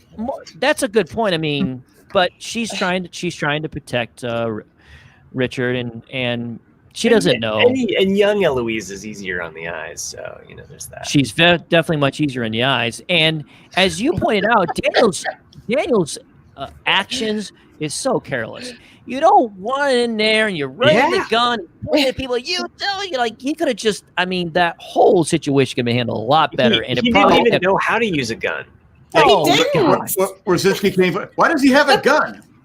Oh man! Why did they give him a gun in the first place? You know what? He didn't need it. Let's blame this on Kate and Jack. Yes, absolutely. It's their fault for sure. They should have taken that gun away from him immediately. Once he started explaining science to Jack, that was it. Like they were like, oh yeah, and he's just like, give me that gun. I'm doing this. Like I'm the leader now. Well, I mean, Charlie, we don't know if ever fired a gun in his life, but he was able to put like 5 shots in Ethan's chest without missing. That's a good point. So I think the island has a way of making you a gunfighter. I don't know.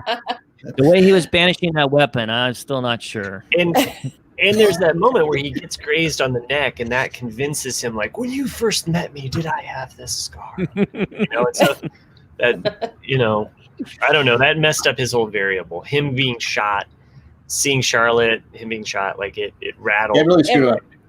Oh yeah, he was definitely not in his complete right mind. I think you're like you guys said, very emotional. One last thing, I would have loved to have seen Daniel and Jack just sit down at a piano, just like have a little duet there, like play some piano music together. But didn't Daniel stop playing piano? Yeah, but he could play the piano on the island. I'm sure. You could hear how he started off and then he stops. He loses it. So. I think being on the island, he would have had that piano power. You play chopsticks. Everyone knows how to play that. Right. Well, that's true. And it's funny you mention it because I've always visualized an alternative world where Daniel and Charlie are doing a duet on 2 pianos. Oh, okay. But we could go with Jack. Either way. But I like the Charlie idea. But no, that's fair. We could go 3 pianos. Why stop at 2? You're right. Let's just keep going. Who else wants to get in here? Come on. Daffy Duck and Donald Duck in a piano duel. Uh-huh. Okay, sorry. That's another movie. So we have Dan, Jack, and Kate are heading to the hostiles. They take the Jeep, and they get the window shot. And Kate goes, and her glasses in her hair. Brzezinski finds Phil. Yeah, can we talk about that for a second? What were they? That was the worst tied up. That's where you throw him. You barely tie him up. You put him in his closet where he easily can kick it and make noises. I mean, there's got to be a better place to put this guy. Sawyer had just lost all his thinking ability. Obviously. Oh, that's the washing machine. Yeah, exactly. Just put a load in the. I don't know how it it gets off. And then he just stands there. He knows the guy's going over to the. Yeah. Isn't that his move to get over there and knock him out before he even gets to the closet? I was just extremely disappointed in Sawyer in this whole scene. I just lost a lot of faith in him. He's let his guard down because Juliet's there and he doesn't know what to do. I mean, he can't just grab Juliet and go, but that would have been the smartest move, right? Well, they were on their way. Weren't they going to? They were going to. They were going to leave. Yeah, it was bad timing. But I just you got to tie up his legs, and you got to put like a mattress or something in between the. So or put him in somewhere else. But I mean, it just seemed poor planning. Just kill him. That's what I would have done. Thank you. Now you're right. Kill that loser. I did know. Jack, how much kidnapping experience do you have? Because you talked about this mattress. Because I think things through. Okay. Matt, when you're in charge, people die. When I'm in charge, only people I want to die. Wow! I'm trying to think about all of the Ramble casts that I've hosted and how many. I was just gonna say I've watched a lot. I've watched a lot of TV over my life, and I think I could pull off crimes. I'm just saying. I'm Jack. I am totally with you. I know this makes me sound like a bad person, but I've seen so many movies and television, like you said. I feel like I could totally pull off a crime. But. I'm sure I'm wrong. I'm sure I would get caught. But Yeah, in my mind, I can do I it. wouldn't do it because it's wrong. Well, of course, obviously. Yeah, obviously, I would not do it. We're really incriminating ourselves here. But back to Lost, shall we? Eloise and Charles talk, and Eloise goes, I sacrifice a lot also. They're going back and forth, and we're like, what is she talking about? And then we have Eloise shoots Daniel, her son. And he goes, you always knew. And you sent me back. That was really sad. Yeah. Did Jack, when you did your biggest moments, I'm assuming a lot of people voted in on that one. It did get a lot of votes, I believe, yes. Okay, I would assume it would, because that obviously was one of those moments that I'm sure none of us. I don't think I was expecting that when I first watched it. No. But what a great moment! I was like, oh dang, that's because even Richard's like saying, "Why did you do that?" I had it. He goes, "He had a gun on you." Because Richard's all like, hey, I can't be killed. Yeah. Just to let you know, I'm kind of special. Yeah. I don't know if you knew this or not, but I'm a big deal here. Yeah, I don't age. Eyeliner? Eyeliner? Yeah, see this eyeliner. It's the best. It gives me special powers. Maybe it's Maybelline. So any other thoughts on this episode? Oh my gosh, no! I love that. I love that, Natalie. You've discovered how to edit names. This is great. Yes. That's a good one. That's Phil's a good one. Closet. That's where you get all your used goods. That's a good So one. let's move on to follow the leader. Did they not hear the horses coming up? The horses are loud. I don't know. You would think so. Horses are loud. Yeah, I mean, I don't know. You can hear horses. I mean, a mile away, but You would think they would, for sure, but I guess not. But I like when they get captured, and then I think it was Eloise asked, "Did you come with this man?" And Jack goes, "Yes." And Kate gives him a look like, "The hell are you doing, Jack?" I mean, if you look, the look, it's like I don't think I ever noticed it before. She gives him a look like, "You He idiot." does. Right? Which come on, that's the. What's the old saying? Pot calling kettle black. I mean, come on. Yes, Kate. seriously. Well, it is. It's like who are you to judge me? And then they go Yeah. back and forth like a married couple. Yeah. But it just like, but I just like, you know, I was kind of shocked Jack gave up that information so quick. True. I mean, this is a very different Jack at this point, like I said earlier. So I'm. Matt's going to kill someone. Yeah, we lost Matt, but I mean, he's out of here. But yeah, it was a little bit surprising that he just gave it up so quickly like that. For Yeah, sure. but Kate was upset. There was no question that Kate was, and this sets up a chain of events that we go back to Sawyer and Juliet, where Kate screws it up again. True. That's a very good point, and that's what she does best, as we know, Jack. She does it the best. Which is sad because I love Kate, but I mean, man, sometimes just like, Kate, you're killing me, Smalls. Yeah, exactly. The writers really did a number on Kate. I mean, they really They sure did. I mean, the first couple seasons we liked Kate, and then they just really kind of, and it wasn't her fault. It was the writing. It's like almost like they didn't know what to do with her. Right. There's definitely times I feel that way, that the writers didn't know what to do with her, but I mean, she is what she is, and I think that I think overall, I know a lot of people dog on Kate the character, but I've always been fine with it. I mean, she can definitely frustrate me at times, but overall, I don't hate her as much as other people I know. They can't stand her. I think she does care.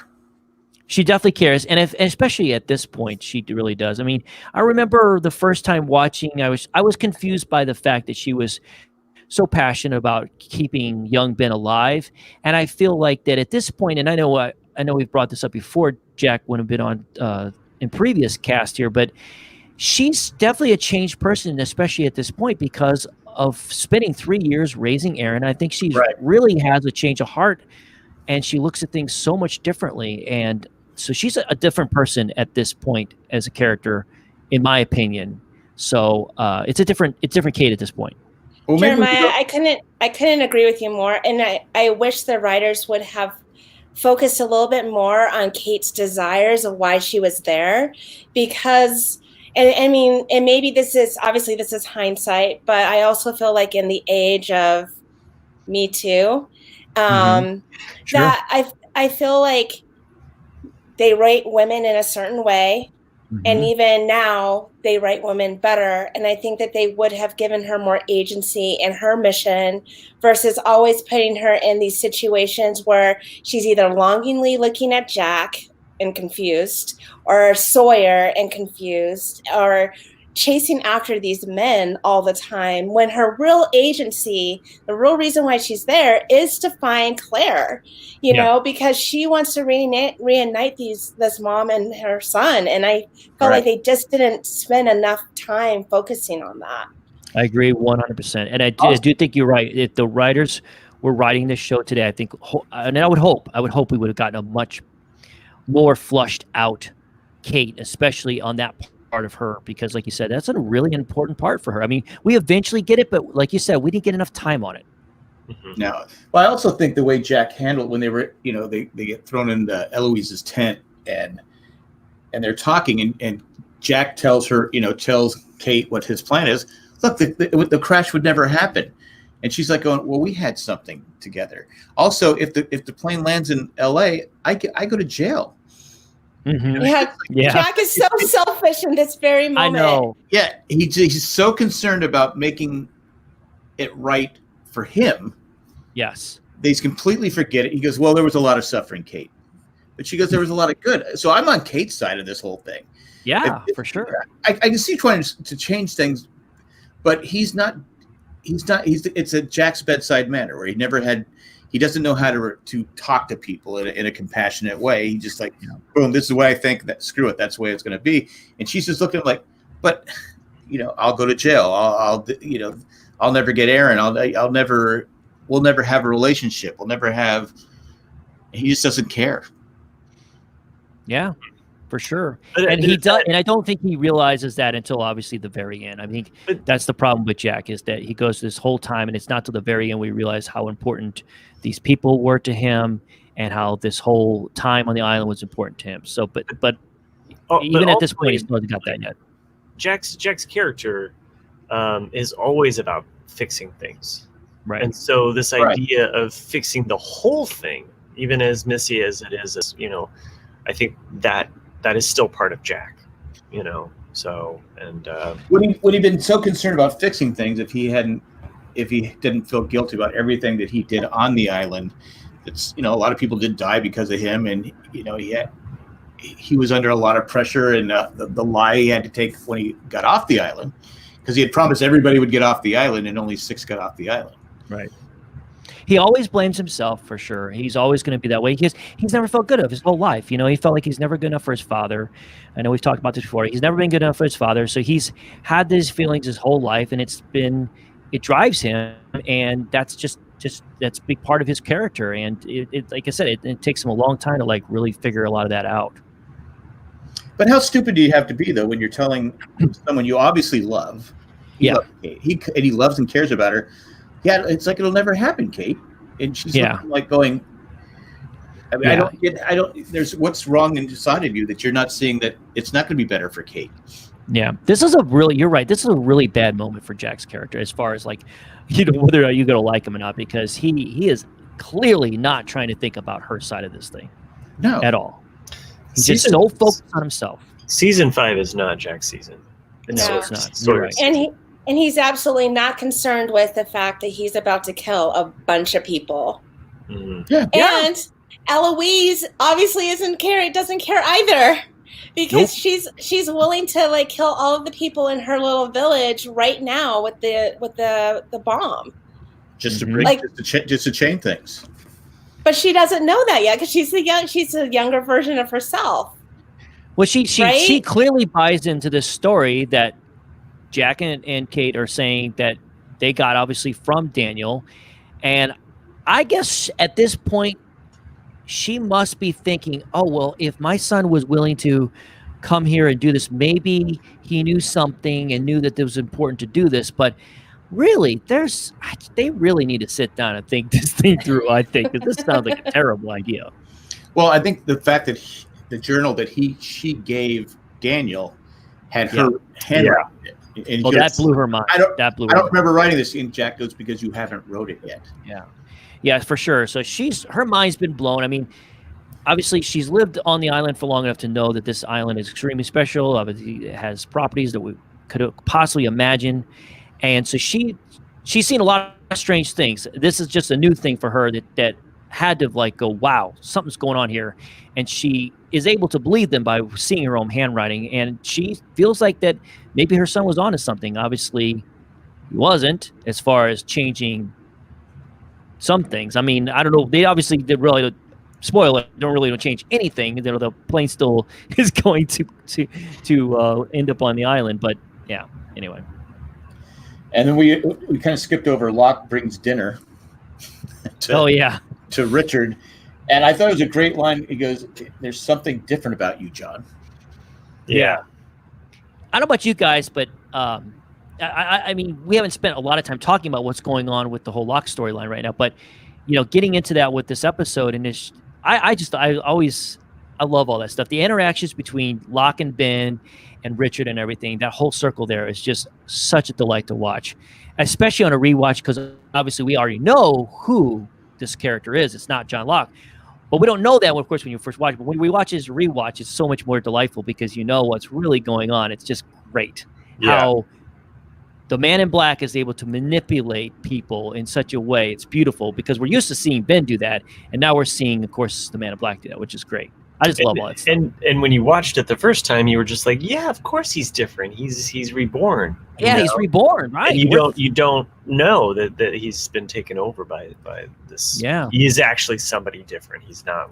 Well, I know I said way back in the podcast days, I was frustrated and figured out because I kept saying, well, where was this John Locke the whole time? This guy, right. This guy is making decisions that are smart. He's like a different John Locke. I think they said dead is dead and all this different stuff that they were just basically telling us that's not John Locke. I think I remember you saying that. I think I remember you specifically saying that on the podcast. Like, where is this Locke been? Because you were very, you had a lot of Locke thoughts. I don't know. Yeah, he was anti-Locke. Anti-Locke. No. I wasn't anti-Locke. I would never follow. I think I even said I would follow this Locke. Yeah. There's first 4 seasons. There's no way I follow that Locke anywhere. Mm-hmm. But in fairness to the characters, like, so if you're Ben, let's say, okay, you got to assume that the reason why you're seeing such a different John Locke is because he's been, like you said, spiritually reborn. That the island has obviously done something extremely special to him, because that's the only thing you can believe at this moment. And it's, obviously it becomes clear later on what's going on. But at the time, especially of this episode, it makes sense that even someone as smart as Ben is, we know this guy is a smart guy. He's not stupid. But even him is not going to know truly what's going on, because all he sees is that this man is confident and he knows exactly what he's doing. So it's got to be easy for him to fall into that trap. But it's fun to watch. I love it. And I love how Michael Emerson plays it, because you can see he's processing the whole time, in his head. He's just like, what is happening? I don't understand what I'm seeing. It's not congruent with what I know. He's just processing the whole time. And I think he's so confused, and it's so, Michael Emerson just has these pauses and these glances. You're just like, you can tell that he's really processing this information. He played it so well. That's so true. And what's great about that is because this is something we never really seen from Ben until now. He obviously has no idea what's going on. And that's what's so cool, is that it's like, wow, even Ben is dumbfounded, and that's great. Ben's dumbfounded. He doesn't know what to think. Because Ben said no one's ever come back. Yeah. I love that line. He goes, no one comes back from dead. Right. The island's done many magical things, but no one comes back from dead. Yeah. Plus, he's always been able to manipulate Locke. He's always been able to get in his head and just kind of mess with Locke, and Locke just kind of, not this Locke. But what's even more impressive, if you think about this, it's not the fact that even Ben is confused by what's going on. Richard doesn't know what's going on. You could tell he doesn't know. If Richard doesn't know, the guy who's been there forever, it's great. It's great. And then I like the scene where we see it early in season 1 where they're skipping around and Locke gets shot by Ethan. Right. And Richard comes and saves him and tells him all stuff. Then they had that planned the whole time, because when they come back, Locke goes, "We need to go somewhere, and you're coming with me, Ben." And they show that scene where Locke tells Richard what to do and what to tell Locke. Yeah. And I thought that was I said, well, that was very clever. Yeah, and for those, haters or just those knee-jerk people that watched the show and said, well, the show never answered any of the questions. It's like, no, it answered quite a bit, and it filled in quite a bit of things. You just had to look at it and watch it and, read the book. It's so, I always, as we rewatch this, I always feel that the show is just a lot more complex that, and even I think some of the episodes I've been on with Jeremiah is like we find so much more there, that it's so much more nuanced that it's like rereading it and you're like, oh man, this has got depth. And so, it's just one of those things that, of the top 5 things that annoy me about Lost fans, they were dead the whole time, or it never answered these questions. It's like, well, no, it did. Now it did leave some things up for you to decide, but a lot of people like that about movies. So yeah, I like it. I like it too. And boy, I had a very two times ago that I was on this podcast, and I shared on my Facebook that I was on here and everything. And so the conversation came up with one time that somebody approached me, and I think what annoyed me the most, not the fact that this person was so naive to just believe like all the stuff he read, they were dead the whole time crap. And then even after I tried to show him, I even sent him a link to interviews with I think it was Damon Lindelof, but one of those guys, telling like, no, just pay attention to the final scene, final episode, the final scenes there, the conversations happening in the church, that explains, no, they died at different times. He still won't ignore it. And then I said, well, just spend some time and rewatch it, because all these things you wanted to have answered, if you look more carefully at it, they get answered. And he was like, oh, well, I don't have time to rewatch things. my time is more precious to rewatch things. Like, oh, so you never reread a book, you never rewatch a movie, what, you remember everything for the rest of your life? I mean, stop it. So you remember it wrong. Rant over. I said this before, how I handle people like that. I go, okay. Yeah, I know. I did. I bet you let them alone. I've tried. After the first year, I tried. I go, you know what? I'm not gonna waste my time.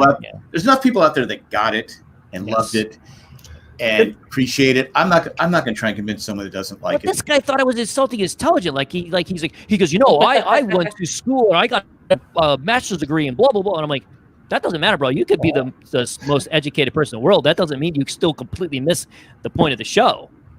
Or, like you said, completely ignore what was told to us. I mean, that's not my fault.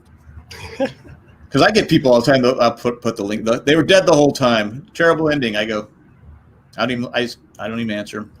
That's you're a smarter man to me. I should just stop. No, I think over years I'm just old, and I just like I don't have time. I don't have the energy to fight with people.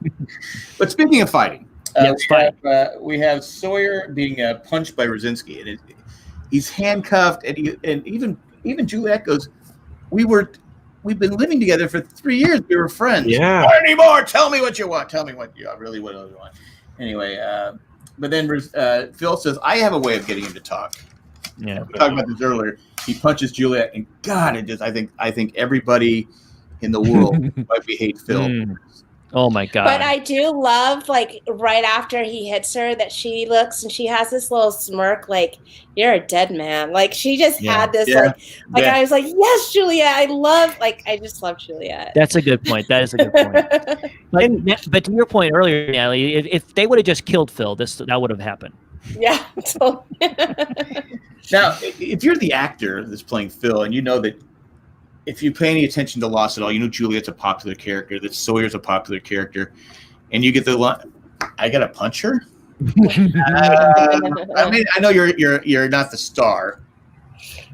Yeah.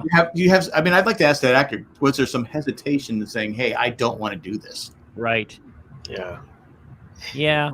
I know I would not want to, but I'm sure he read it and goes, "Oh, so my character really goes low here." Yeah. Yeah. So I'm gonna die, right? Yeah. Yeah, that's a good point. You should probably read it and go, "Wow, I'm not living through this for sure." I mean, even Ben didn't do that. Right, exactly. Please kill me in a horrible way, so people can say, "Oh, good, he died in a horrible way."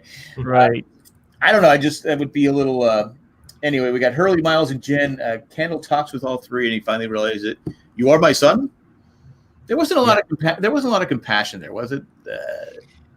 No. The situation, because everything was all hell was breaking loose. I think he was he was very pragmatic about it.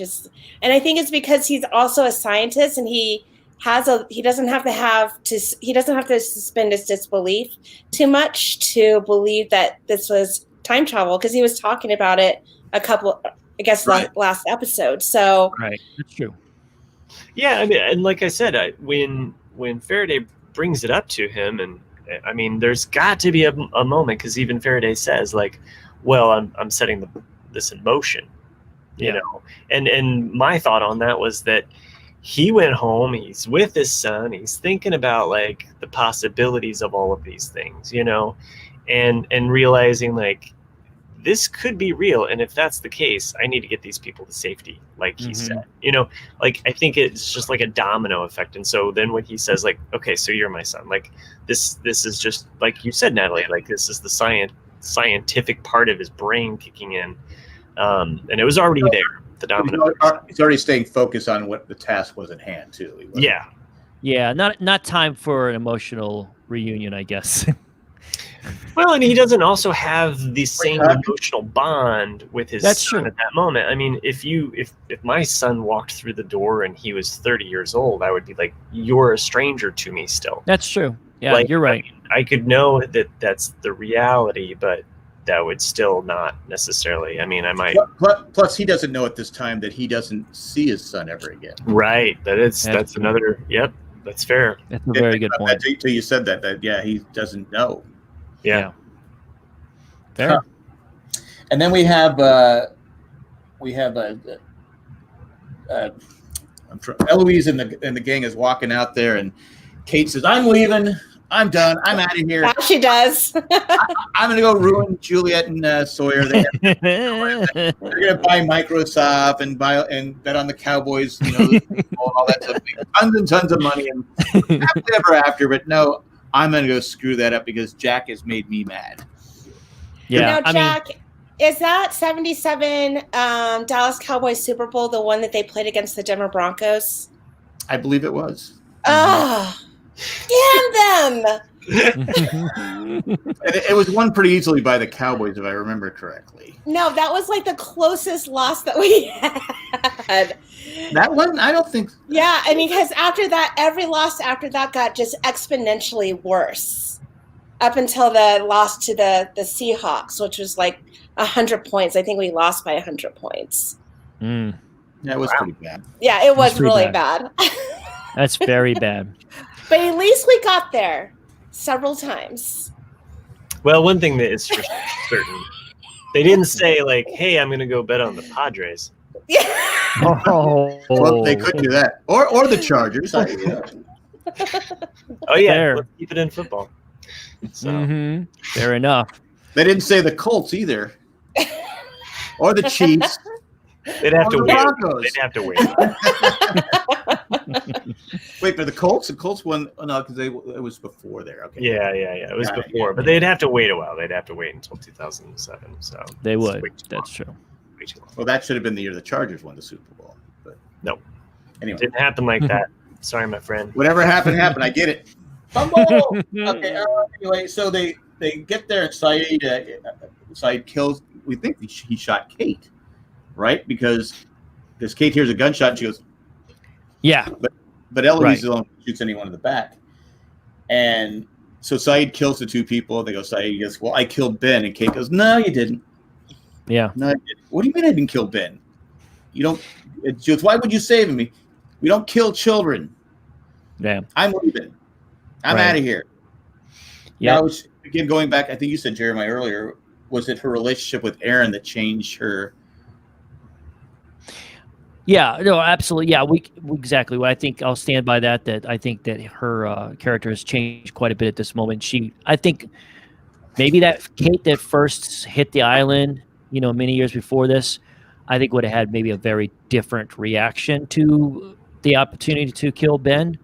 But yeah, I think she's changed by this point. And that's why she cared. But boy, that sure did upset Saeed. He's like, what? I went through all of that to kill this kid, and you went and make sure you saved him. So that'd have been frustrating for him. Way to go, Kate. And then Kate tells Jack, he goes, you know who you sound like? You sound like Locke. And you said Locke is crazy. Right. And she's not wrong. Nope, she's not wrong at all. But again, we go back to where she was basically, Jack just kind of tossed her aside in the beginning of this episode. You think that's why she's going to go back to why she says, I'm not going to follow you. I'm going to go, I'm going to go mess up Sawyer and Juliet's thing. Yeah. Well, unfortunately, this is a point where Kate is being used as a plot device because they have to have her get on the sub to tell Sawyer and then Juliet that, hey, Jack, by the way, is planning on blowing up the island. Just thought I'd let you know. And then that's when Juliet's like, okay, we can't come on, Sawyer, we can't have that happen. So if Kate's not on the submarine, they don't know. And to you guys' point, they just go off back to the real world and betting on the Cowboys and Microsoft. Yeah, it's probably the most frustrating. I remember even watching this, like the first time through, and that whole week afterwards where you're rewatching, and it was just the most frustrating thing of flipping Kate. And her going back and forth. Just, how many lives can I ruin before I get to the end? So, well, she actually thought she was going there for a good thing. I know. It just, absolutely. It was just the whole. I don't know. It was a bit herky jerky, and how does she get captured so easily all the time? It's a special talent of hers. She's good at getting captured. I mean, she's a tracker. She knows all this stuff, but yet she's always getting captured. So it's like, talking to dead people. It's like some people have special powers like that. So, yeah, exactly. Some people just communicates them through their mind, and some people actually play chess with them. So it's like she's got a relationship breaker. Yeah, special talent of hers. I do like that Miles sees his dad being very firm with his mom. No, you need to get on, because he knew that that's the only way his mom was going to get on the sub. Yeah. So he had more appreciation for his dad there too. So there was another good scene between Miles that you're like, okay, I like Miles now.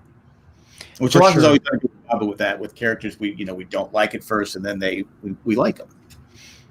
Exactly. Like you said, we finally have a big change on how we feel about him through these few episodes. So one of the things that I wanted to mention during the first Some Like It Hoth is that Miles in that episode is classically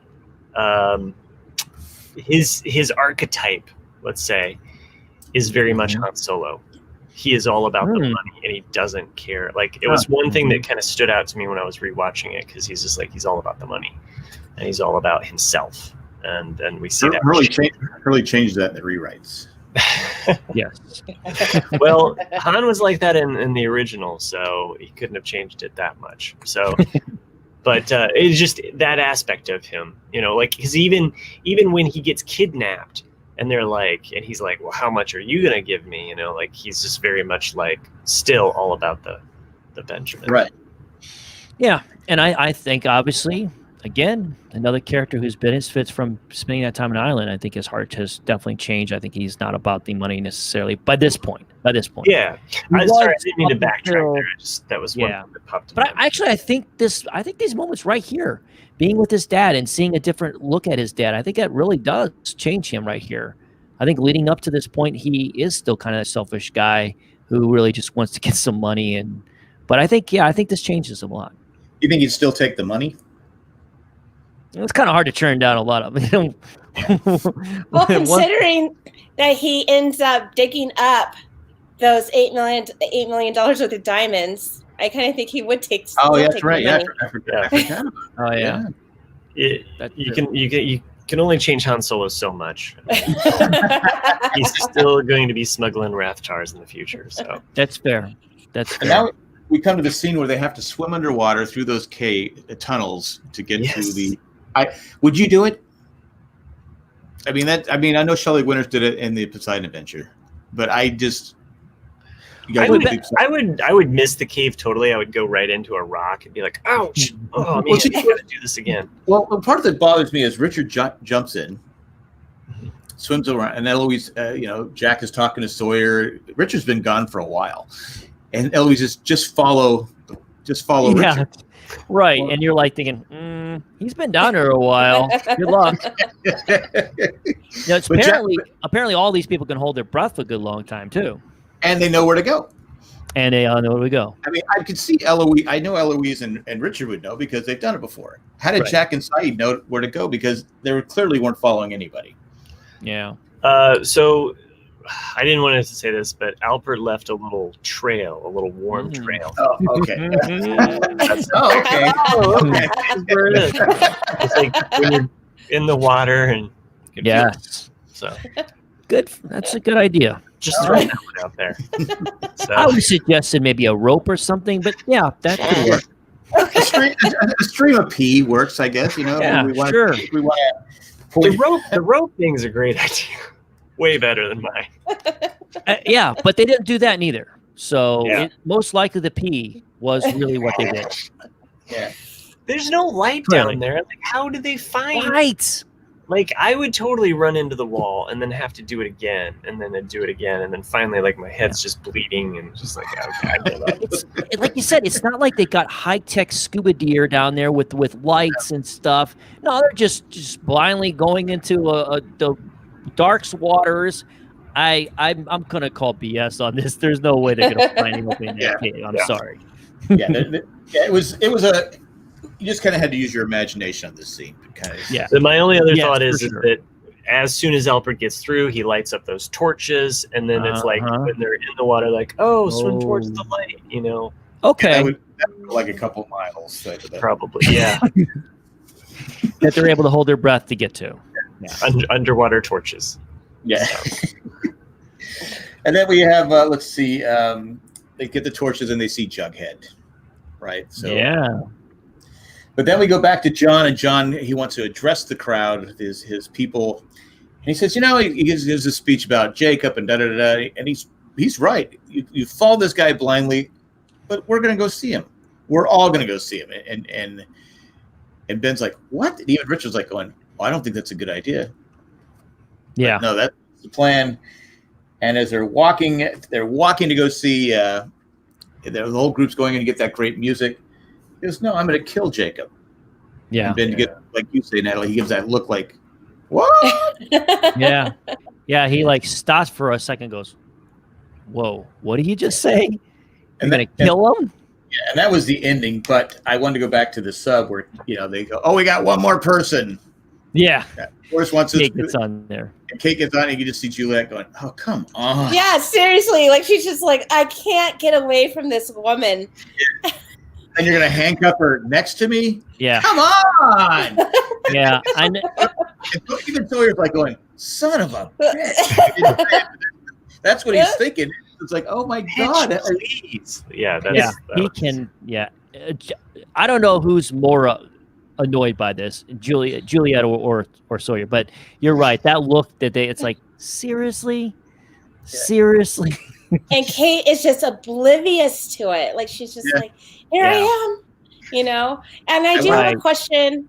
Is it safe to fire a gun in a submarine? No. I would not think so. Okay, yeah. I was just like an airplane, Yeah, totally. Yeah. We learned that from Hunt from Red October. That's true. I was like, Sawyer hasn't seen that film, apparently. Probably not. That doesn't sound like the kind of.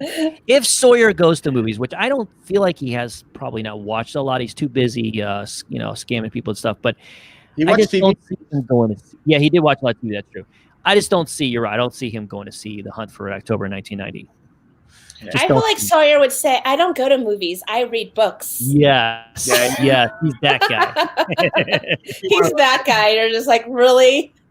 Yeah, and I'm sure, Jack, you'll talk about when you talk about the incident part one, but there's so many awkward moments there very early on when Kate's sitting next to them. It's just like the tension. You could just feel like, yeah, the whole moment's awkward once Kate. Actually, the acting is so good because it is really good. It's really good because Sawyer has just told she goes, I love you, I got your back, and you believe that they're a couple, you believe that they actually love each other.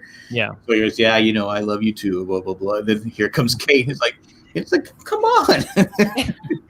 Oh man, I was waiting. You wait for him to say, "Now listen, you're not getting a cut of our Microsoft deal. You can get. You want to invest in Apple. That's smart. That's fine. We're gonna go Microsoft. That'll be big. Big later on. But you're not. I will just say, little backstory. I had this girlfriend, let's say, at one point in time, and things are going smoothly. We broke up, got back together, and maybe things are going a little better. Enter the other girl that says to me, "Hey, I always thought that, you and I, like, why didn't we ever date?"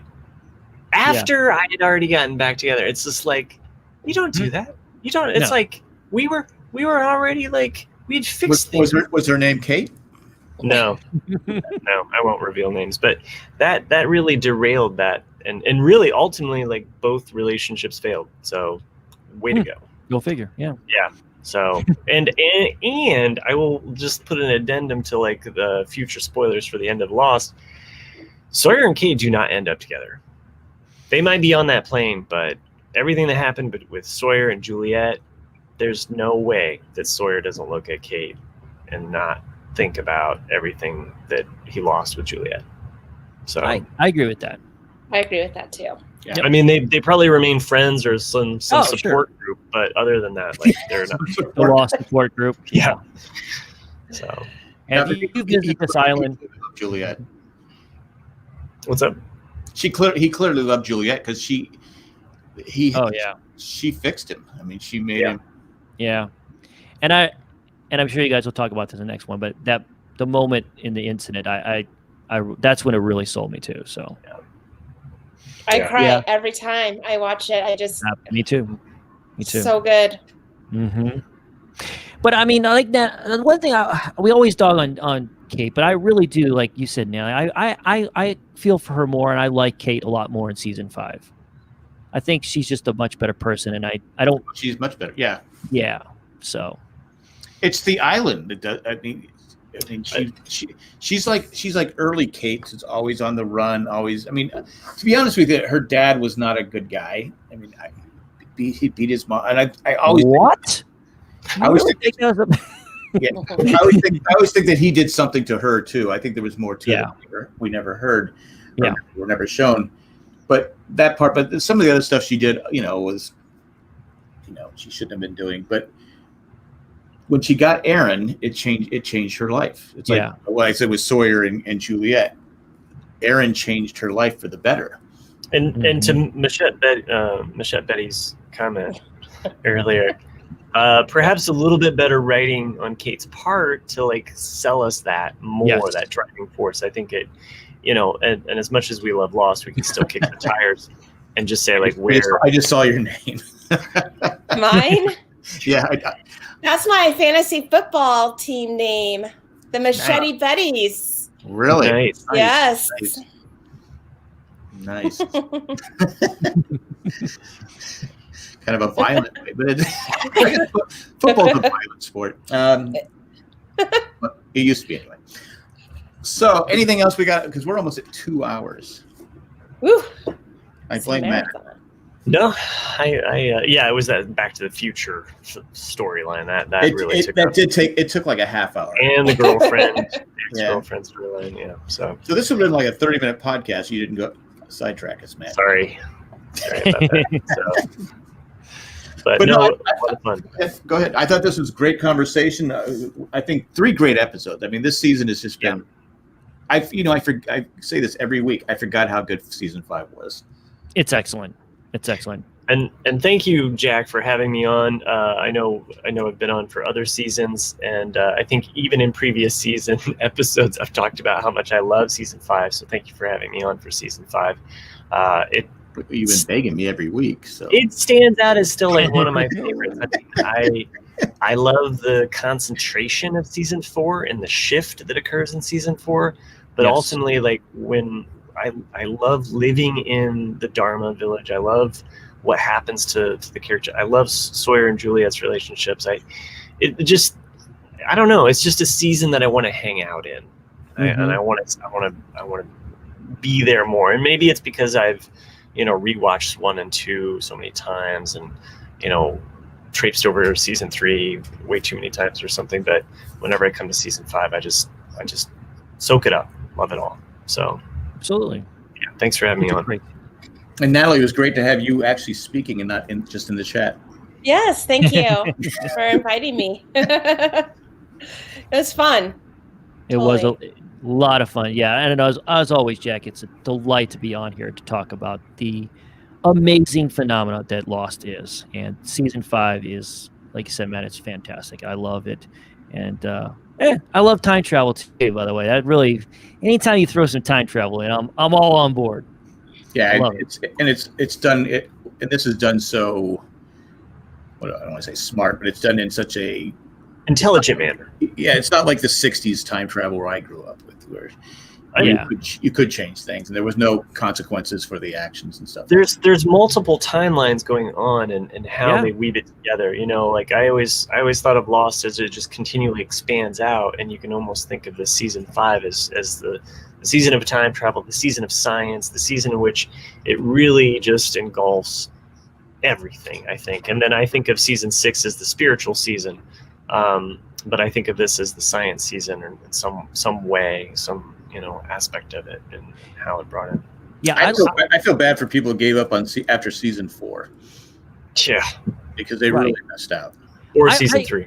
One of the things I love about season 5, for exactly like you just mentioned, is that it trusted the audience too, because they trusted that we were intelligent enough to be able to follow along with what's going on. Because there's many moments, there's many episodes in season 5 where you have the 77 timeline, you have the current island timeline, and you even have the flashbacks at times where we're trying to finish out that story about how the 6 winds up getting where they're at. So I mean, there's a lot going on in 5, and I love how the fact that the writers trusted that we would be able to keep up and understand what's going on. So that says a lot to me, that how they felt about us as an audience.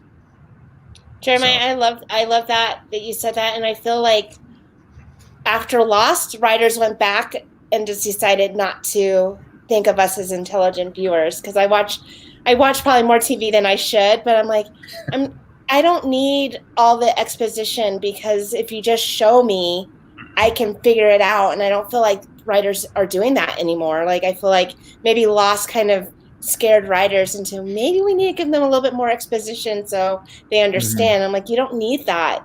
Just show us and we'll figure it out. That's what makes it fun. Yeah. Especially the networks. I'm sorry, the networks. Yeah.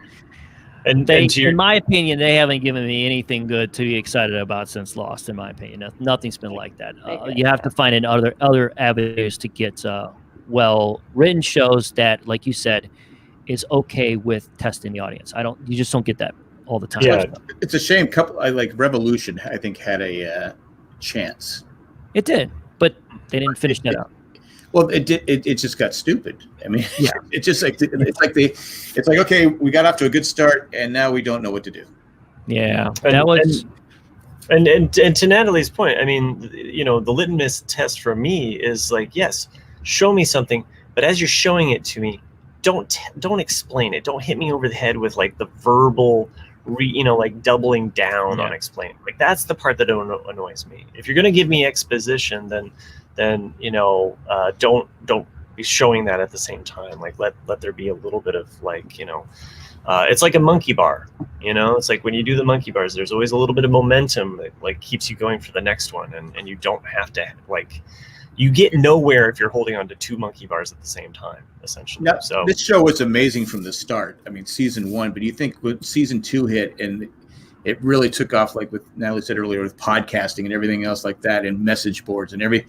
You think they said, okay, we don't need to dumb this down. Yeah, because they get it. These people they're figuring out their own theories. They're coming up with their own story. I mean, it just. I know they listened and followed along with a lot what was going on with the internet. And Damon Lindelof, to his credit, I mean, what he did with Watchmen, Oh my gosh, so good. I mean, love Watchmen. It's one of the again, best things I watched show this year. that didn't hit us over the head with stuff. Like, I mean, it showed us things, and it allowed us to fill in some gaps. But then the writing on it is just fantastic. So we can go to Leftovers also. I would just say another good show. Totally great. Yeah, well, and it speaks to the testament of that intelligence. Like you're giving the viewers something. That's why we don't mind following his work, because we know we're going to get tested as an audience, and he's not going to treat us like we're a bunch of morons. Yeah, well, I think that's why a lot of people don't like it, because they're not being spoon-fed. They like, okay, this is what happened.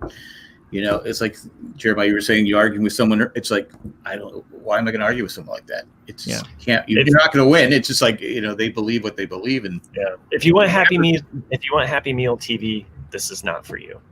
Well, and then the thing is that in life, we don't have all the answers. Right. So it's nice to be able to watch a show that says, hey, we're watching these characters, and that's why I love Damon Lindelof, is that he's so character driven that you watch the show for the characters and recognize that these characters, if they were in real life, aren't going to have all the answers either. So we leave the story knowing that there's going to be a lack of knowledge, and there's a beauty in that, in our everyday lives of not knowing.